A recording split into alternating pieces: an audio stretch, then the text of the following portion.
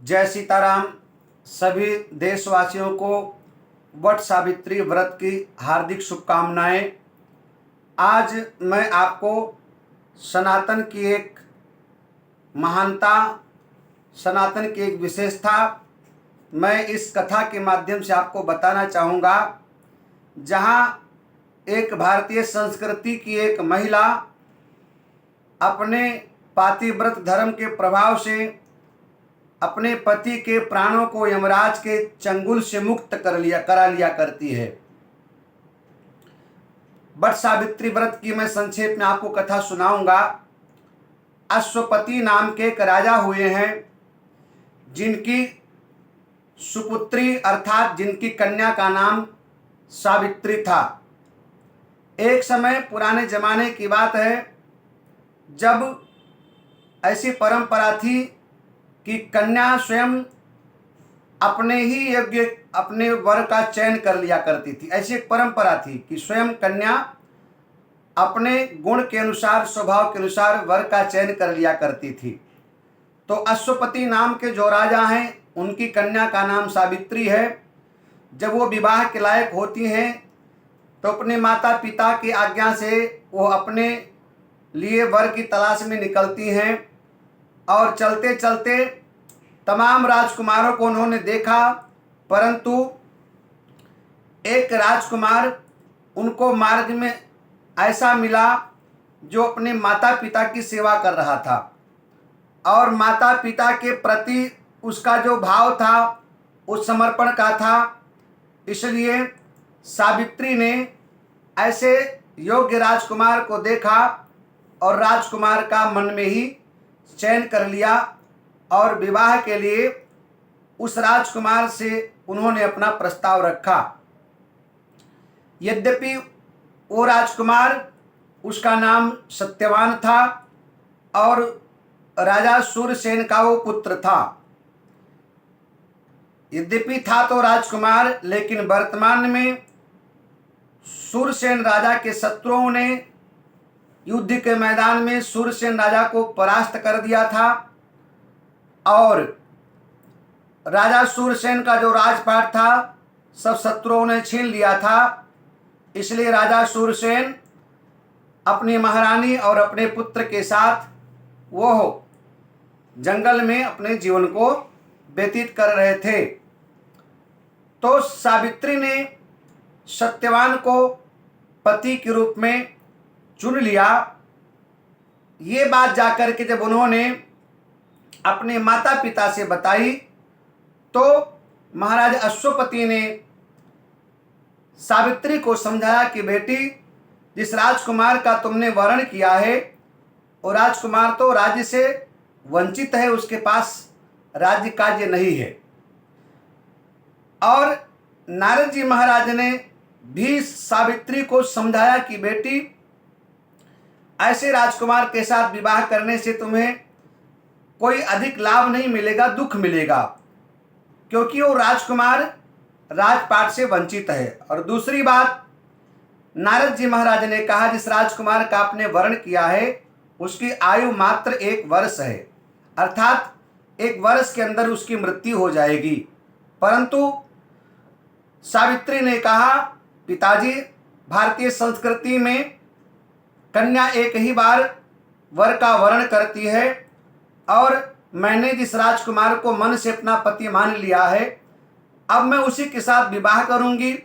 भले ही वो अल्पायु हो, उसकी उम्र कितनी कम क्यों ना हो, भले ही राज्यपाट से वंचित है वो, परंतु मैं विवाह उसी के साथ करूंगी।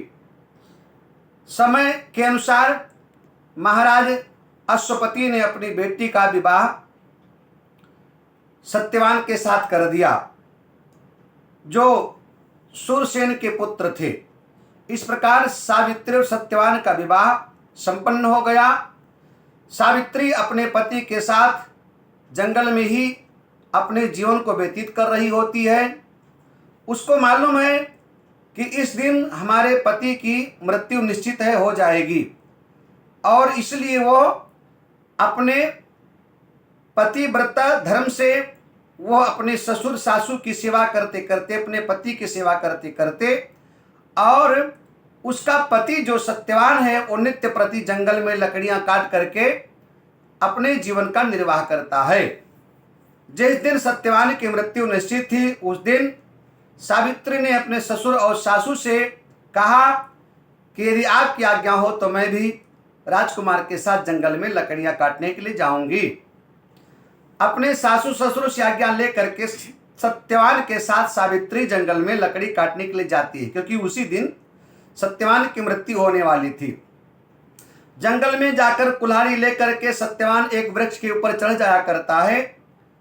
अभी लकड़ियां काटना प्रारंभ भी किया था कि इतने में उसका सर चकराया और पेड़ के नीचे उतर करके सावित्री से उसने कहा कि मेरे सर में दर्द हो रहा है। सावित्री को मालूम हो गया कि मृत्यु निकट है। ऐसी स्थिति में अपने पति को सावित्री ने अपनी गोदी में लिटा लिया और धीरे धीरे देखते ही देखते उसके सामने भैंसे पर सवार यमराज आते हुए नजर आए। सत्यवान के प्राण का हरण करके यमराज जाने लगे तो सावित्री भी अपने पति के प्राण के पीछे पीछे अर्थात यमराज के पीछे पीछे चल पड़ती है। यमराज ने कहा कि हे पुत्री, तुम मेरे पीछे क्यों आ रही हो? सावित्री ने कहा आप कौन हैं? यमराज ने कहा कि मैं यम हूं। चूंकि आप पतिव्रता हैं इसलिए आपके पति के प्राण का हरण करने के लिए यमदूत नहीं आ पाए तो हमको आना पड़ा। आज इसकी मृत्यु निश्चित है इसलिए हम आपके पति को लेकर के जा रहे हैं। सावित्री ने कहा महाराज, आप मेरे पति को लेकर जा रहे हैं तो संसार में हम क्या करेंगे रह करके? हम भी अपने पति के पद चिन्हों पर चल करके हम भी पातिव्रत धर्म का पालन करेंगे। यमराज ने उसके विचारों से व्यवहार से प्रसन्न होकर कहा कि बेटी, मैं तुमसे अत्यंत प्रसन्न हूं। अपने पति के प्राण को छोड़कर कोई एक वरदान मांगो। सती सावित्री ने कहा महाराज, यदि आप प्रसन्न हैं तो कृपया आप मेरे ससुर और सासू जो दोनों अंधे हैं उनके नेत्र वापस कर दीजिए। यमराज प्रसन्न हुए, तथास्तु कह करके आगे चले। उनको लगा था कि सावित्री वापस चली जाएगी, परंतु ये क्या था, कुछ दूर जाकर के देखा तो सावित्री फिर पीछे पीछे आ रही है। यमराज ने कहा सावित्री से, बेटी तुम व्यर्थ में मेरे पीछे क्यों आ रही हो, क्योंकि तुम्हारे पति की इतनी ही उम्र थी। सावित्री ने कहा महाराज आप ही बताइए, एक पतिव्रता स्त्री अपने पति के बिना संसार में कैसे रह सकती है, इसलिए मैं भी आपके साथ चलूंगी। यमराज उसके ऊपर फिर से प्रसन्न हुए और बोले बेटी, अपने पति के प्राण को छोड़कर कोई और वरदान मांग लो, मैं तुम पर प्रसन्न हूं। सावित्री ने कहा महाराज, यदि हम पर प्रसन्न हैं तो हमारे ससुर महोदय का जो राज्यपाट खोया हुआ है उनका राज्यपाट पुनः वापस मिल जाए। यमराज प्रसन्न हुए, तथास्तु कह करके आगे बढ़े। कुछ दूर गए थे कि पीछे मुड़ करके देखा तो सावित्री फिर आ रही हैं। यमराज ने कहा बेटी, व्यर्थ में तुम हट कर रही हो, जिद कर रही हो। तुम्हें मेरे साथ जाने से कोई लाभ मिलने वाला नहीं है, क्योंकि अब तुम्हारे पति का जो समय था वो समाप्त हो चुका है। सावित्री ने कहा महाराज तो फिर हमको भी ले चलो, क्योंकि हम अपने पति के बिना संसार में क्या करेंगे। सत्यवान प्रसन्न हुए और बोले पति के प्राणों को छोड़कर एक वरदान और मांग लो, मैं तुम्हारे ऊपर प्रसन्न हूं। सावित्री ने कहा महाराज, यदि आप हम पर प्रसन्न हैं तो मुझे ऐसा वरदान दो कि मैं 100 पुत्रों की मां बनूं। यमराज ने कहा तथास्तु। ऐसा कहकर के यमराज आगे बढ़े। कुछ दूर जाने के बाद पीछे मुड़ करके देखा तो सावित्री फिर आ रही हैं। यमराज ने कहा बेटी, तुम बहुत जिद्दी हो, हठी हो, हट को छोड़ करके और वापस चले जाओ, क्योंकि संसार का सत्य है, जिसका जन्म हुआ है उसकी मृत्यु निश्चित है।